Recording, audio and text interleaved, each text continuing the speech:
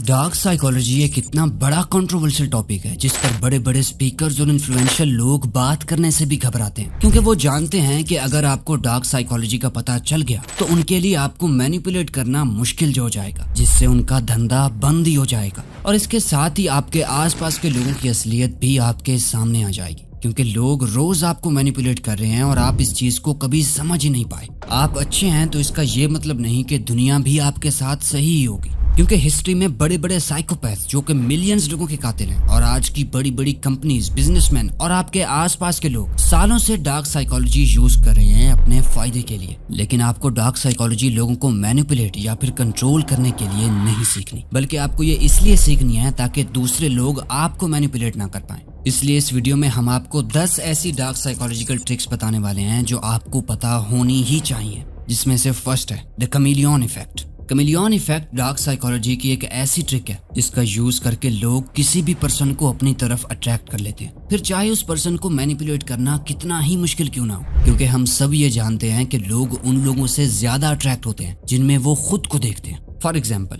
एक पर्सन है जिसे मूवीज और वेब सीरीज देखना बहुत पसंद है, तो वो ऐसे लोगों के साथ ही ज्यादा क्लोज होगा जो खुद मूवीज देखना पसंद करते हैं, क्योंकि उनकी हैबिट्स, बिहेवियर्स और बिलीव्स उस पर्सन के हैबिट्स और बिहेवियर्स के साथ सिमिलर होंगे। कमेलियन इफेक्ट के अकॉर्डिंग आप जिस पर्सन के साथ हो या फिर जिस पर्सन के साथ इंटरेक्ट कर रहे हो उसके जैसा ही आप अगर अपना बिहेवियर और कन्वर्सेशन रखोगे तो सामने वाला आपसे कनेक्टेड फील करने लगेगा और आपके साथ फ्रेंडली होने लगेगा। इस ट्रिक का यूज करके लोग दूसरों से वो सब इन्फॉर्मेशन निकलवा लेते हैं जो वो जानना चाहते हैं। इसलिए आपको पता होना ही चाहिए कि कौन किस वक्त गिरगिट की तरह सिचुएशन के अकॉर्डिंग अपना रंग बदल रहा है आपको मैनिपुलेट करने के लिए। Second, gas lightning. Gas lightning एक ऐसी मैनिपुलेशन ट्रिक है जहाँ पे सामने वाला आपके दिमाग में आपकी मेमोरीज के साथ छेड़छाड़ करके आपके अंदर सेल्फ डाउट पैदा करता है। वो जैसा चाहता है कि आप उस सिचुएशन को कैसे देखो, कैसे फील करो, आप एग्जैक्टली वैसा ही करने लगते हो। इसको एक एग्जाम्पल से समझते हैं। मान लो सामने वाले ने आपके साथ कुछ गलत किया और जब आप उसे ये बोलने गए तो बातों ही बातों में उसने उस पूरी सिचुएशन को ऐसे घुमा दिया जैसे गलती उसकी नहीं बल्कि आपकी ही है।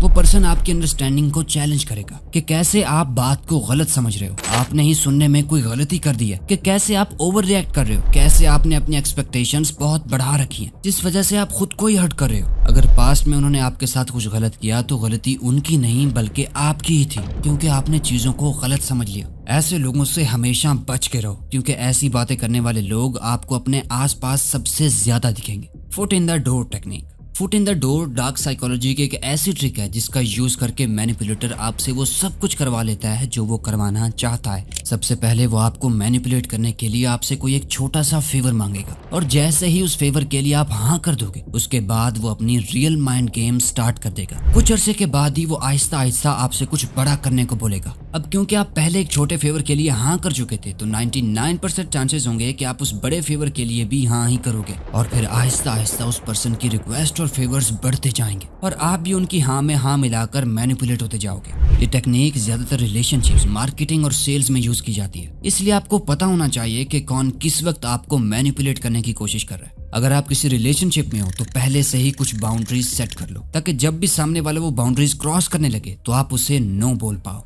फियर मॉन्गरिंग, लोगों में डर फैलाकर अपना काम निकलवाना बहुत ही कॉमन डार्क साइकोलॉजिकल ट्रिक है। इसी ट्रिक का यूज करके अमेरिका और इजराइल ने 9/11 को मुस्लिम्स पर थोप दिया, जिसके बाद लोगों के माइंड में ये डर बैठ गया कि मुस्लिम्स टेररिस्ट होते हैं और वो भी यही चाहते थे कि दूसरे रिलीजन्स के लोग मुस्लिम से हेट करें और वो इसमें कामयाब भी हो गए। ये चीज आज भी बहुत कॉमन है। पॉलिटिशियंस इसी का यूज करते हैं। बड़ी बड़ी कंपनीज किसी एक चीज का डर फैलाकर आपको अपना प्रोडक्ट बेचने की कोशिश करती है। एक बॉस अपने एम्प्लॉय पर डर बना के रखता है कि उसकी जॉब कभी भी जा सकती है। एक रिलेशनशिप में लोग सामने वाले पर डर बिठा के रखते हैं कि वो उन्हें छोड़ देंगे। जहाँ लोग डरा के आपसे कोई काम करवाना चाह रहे हो तो समझ जाना कि वो डर झूठ है और वो पर्सन आपको मैनिपुलेट करके आपका फायदा उठा रहा है। Selective truth telling. Dark psychology की इस ट्रिक का यूज करके लोग अपनी बातों को इस तरह से आर्टिकुलेट करते हैं कि जिससे उनकी झूठी बात भी सच लगने लगती है। ऐसा इसलिए होता है क्योंकि वो अपनी उस बात में सिर्फ एक सर्टेन अमाउंट का ट्रूथ डाल देते हैं और बाकी की सच्चाई को छुपा लेते हैं।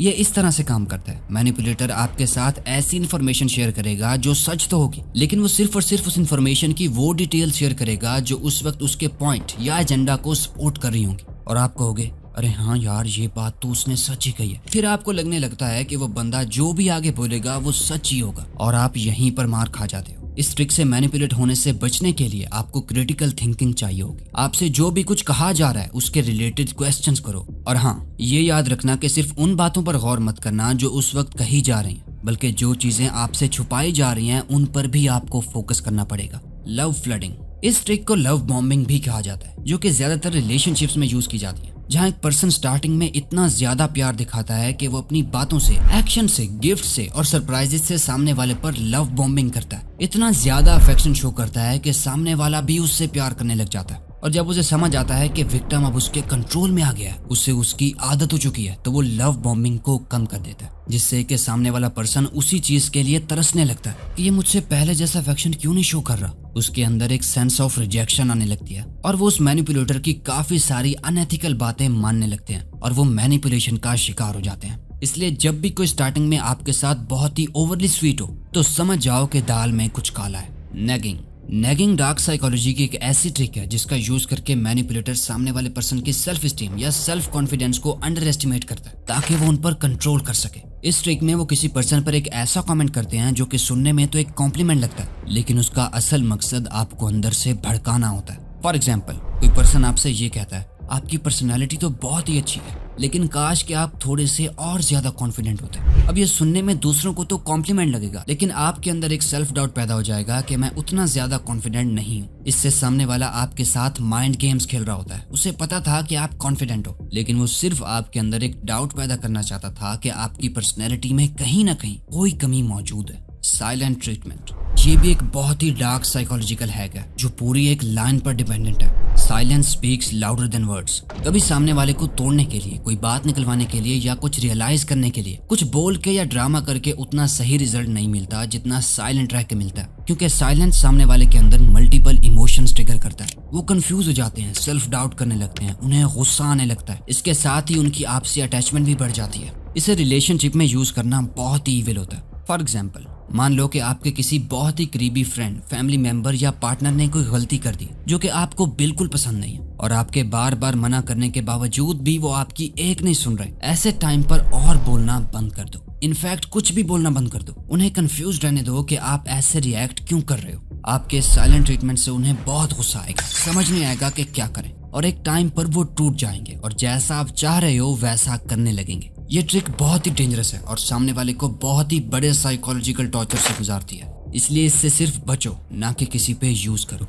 गिल्ट ट्रिक, इस ट्रिक का यूज करके सामने वाला आपकी किसी पिछली गलती या मिस्टेक को बार बार याद दिला के आपको गिल्टी फील करवाता है, जिससे कि आप एक वल्नरेबल स्टेट में आ जाते हो और फिर सामने वाला जैसा चाहता है आप मजबूरन वही करने लगते हो। फॉर एग्जाम्पल, आपका कोई क्लोज फ्रेंड या पार्टनर आपसे कोई काम करने को कहता है और आप उस काम के लिए मना कर देते हो क्योंकि आपको पता होता है कि ये काम अनएथिकल है। तो उस वक्त वो आपको मैनिपुलेट करने के लिए कुछ ऐसे बोलेगा, अगर तुम्हें वाकई मुझसे प्यार होता या तुम्हें मेरी कदर होती तो मैं जो बोलता तुम वैसे ही करते। जिससे आप खुशी या अपनी मर्जी से बात ना मानो तो कम से कम गिल्ट में ही आकर उनका कहा मान लो। Last but not the least, choice restriction. ये एक तरीका है लोगों के डिसीजंस को अपनी डायरेक्शन में लेके आने का। लोगों से सीधे तरीके से काम निकलवाना आसान नहीं होता, लेकिन जब आप उनकी चॉइसेस पर ही लिमिट लगा देते हो तो उनकी डिसीजन मेकिंग पावर भी लिमिटेड हो जाती है। फॉर एग्जाम्पल, मान लो कि आप चाहते हो कि आपका कोई छोटा भाई या बहन जाके पढ़ाई करने लगे, तो अगर आप उसे डायरेक्टली ये बोलोगे जाके पढ़ाई करो तो वो रेजिस्ट करेंगे। लेकिन वहीं अगर आप उन्हें ये कहोगे कि जरा बाहर से जाकर कोई सामान लेके आ जाओ या फिर घर में ही कुछ काम कर लो क्योंकि पढ़ाई तो तुमसे हो नहीं रही है, तो यहाँ वो सारे काम करने के बजाय पढ़ाई करने बैठ जाएगा। ऐसे ही लोग आपकी चॉइसेस रिस्ट्रिक्ट करके आपसे वो काम करवा लेते हैं जो वो करवाना चाहते हैं। तो अगर ये वीडियो आपको अच्छी लगी तो वीडियो को लाइक और चैनल को सब्सक्राइब करके बेल आइकन को दबा दीजिएगा ताकि आप आने वाली कोई भी वीडियो मिस ना कर पाओ।